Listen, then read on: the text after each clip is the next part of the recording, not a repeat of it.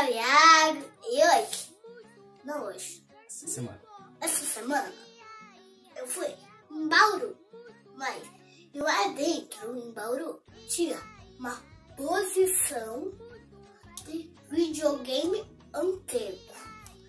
Olha, quem tem videogame antigo na casa, deixa aqui nos comentários, deixa o like e se inscreve no canal.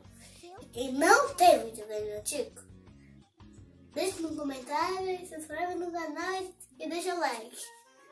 Ó, eu vou falar os videogames antigos que tinha na minha cabeça, que tinha lá e que eu não tinha lá. Posso falar o nome? Não precisa falar PlayStation 2, porque tinha lá um lá do Crash, que é o do Crash Bandicoot. PlayStation 2. Xbox. Xbox. Super Nintendo. Aquele que a gente tá. Aquele, ó, eu sei muito que tem no meu Mario. Não, no meu celular. Sabe qual? O primeiro Mario que criou. Aquele do sai quadradinho. Vocês já conheceram o videogame antigo. Então, vamos lá conhecer? Vamos! A história de hoje começa em 1972, quando a Magnavox lançou o Odyssey, que foi o primeiro console residencial da história. Em pouco mais de 6 meses, a empresa vendeu mais de 100 mil unidades, o que na época era inimaginável para esse tipo de dispositivo, e foi considerado um extremo sucesso. O Odyssey inaugurou essa forma nova de interagir com sua televisão em casa. Isso gerou bastante curiosidade e entusiasmo do mercado, mas seu sucesso infelizmente durou pouco e logo as vendas começaram a diminuir, com os maiores culpados sendo o seu preço elevado e a sua falta de jogos. Ainda em 1972, a recém-criada Atari Inc. lançava o seu Atari Pong, o clássico arcade que todos conhecem, e seu enorme sucesso fez com que a Atari desenvolvesse também uma versão residencial que podia ser conectada à televisão, o Home Pong, que foi lançado em 1974. O sucesso de vendas de Pong fez com que a Atari se interessasse muito por esse segmento de consoles domésticos. Isso levou ao desenvolvimento do Atari 2600, o famoso Atari, que é conhecido apenas como Atari, e que chegou às lojas 3 anos após o Home Pong, em 1977. O Atari vendeu mais de 30 milhões de unidades, e hoje ele é considerado um símbolo cultural dos anos 80, e conquistou o público com sua CPU de 8 bits, que rodava a espantosos 1,19 MHz, 128 bytes de memória RAM, 128 cores e som estéreo. E ele teve durante sua trajetória jogos notórios como Space Invaders, Pac-Man, Asteroids, e até mesmo uma versão de Mario Bros. Foi lançada para ele. Por falar em Mario Bros., enquanto tudo isso acontecia nos Estados Unidos, em 1983, a Nintendo lançou apenas para o mercado japonês um console chamado Famicom, que após seu estrondoso sucesso em terras orientais, foi trazido com uma nova cara em 1985 para os outros continentes, sob o nome de Nintendo Entertainment System, o nosso querido Nintendinho, que até hoje mantém o posto de 11º console de videogame mais vendido de todos os tempos, tendo acumulado mais de 60 milhões de unidades vendidas. O Nintendinho também possuía uma CPU de 8 bits, mas que rodava em 1,79 MHz, e o seu diferencial era uma unidade de processamento de vídeo dedicada, o que permitia mais recursos visuais em seus jogos. E o seu jogo mais vendido foi o Super Mario Bros., com cerca de 40 milhões de unidades comercializadas, e foi com o Nintendinho que diversas franquias famosas de jogos nasceram, como a franquia The Legend of Zelda, que teve seu primeiro título lançado em 1986. Avançando alguns anos, em 1988, nasce o Sega Genesis, também conhecido por Mega Drive em alguns mercados, e ele foi um dos primeiros sucessos da era 16-bit, em onde a Sega chegou mais próximo de desbancar a franquia Super Mario Bros. Da Nintendo com o lançamento do primeiro jogo da franquia Sonic the Hedgehog. O Sega Genesis tinha como um dos seus maiores focos de marketing a arquitetura 16-bit do processador, que prometia uma experiência de jogo completamente inovadora. A Nintendo não ficou atrás e apenas 2 anos depois, em 1990, lançou seu Super Nintendo Entertainment System, conhecido popularmente como Super Nintendo, que também trazia CPU 16-bit para enfrentar o Sega Genesis de frente e trouxe vários jogos de sucesso, como Super Mario World, Chrono Trigger e The Legend of Zelda: Link to the Past. Em 1994, nasce o Sony PlayStation.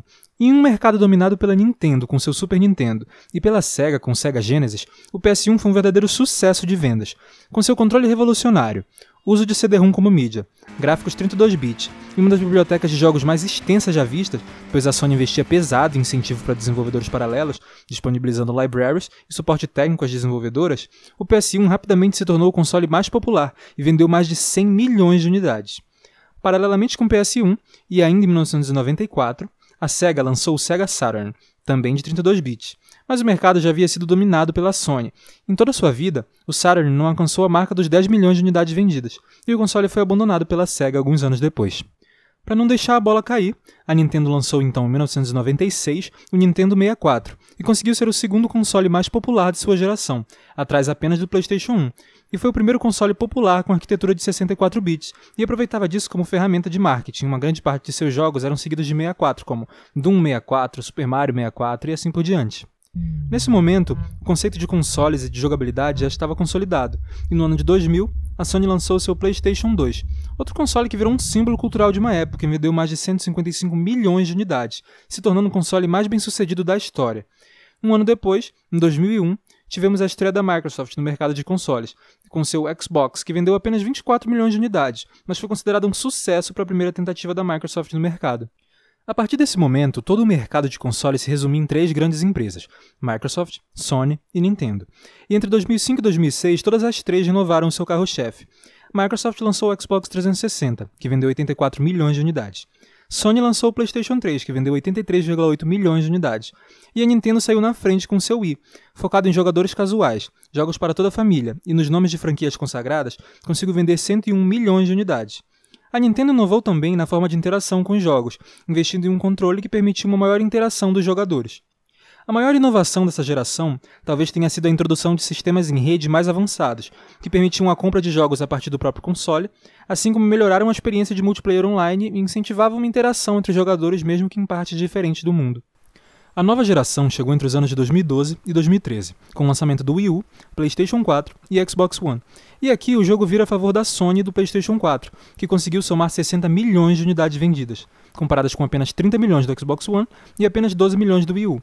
A maior evolução aqui se deu talvez na melhora do hardware, a um ponto que permitiu jogos beirando fotorrealísticos, e que sinceramente às vezes eu tenho dificuldade de dizer o que é uma foto real e o que é um cenário de jogo. E o vídeo não poderia terminar, é claro, antes de falar sobre o Nintendo Switch, lançamento da Nintendo e tentativa de se reerguer após as baixas vendas do Wii U. O Switch veio com a intenção de revolucionar, unificando jogos de mão com consoles residenciais em apenas um, e tudo indica que o console será um grande sucesso de vendas. Em 2 meses desde seu lançamento, o console já vendeu mais de 3 milhões de unidades. Sony, Microsoft e Nintendo lideram esse mercado já tem um bom tempo, e isso não parece que vai mudar tão cedo. Só nos resta esperar a nova empresa que vai revolucionar o mercado dos consoles e sonhar com as novidades que estão por vir. Muito mais divertido. Muito mais divertido. Muito mais divertido. Bebe, vou. Deixa eu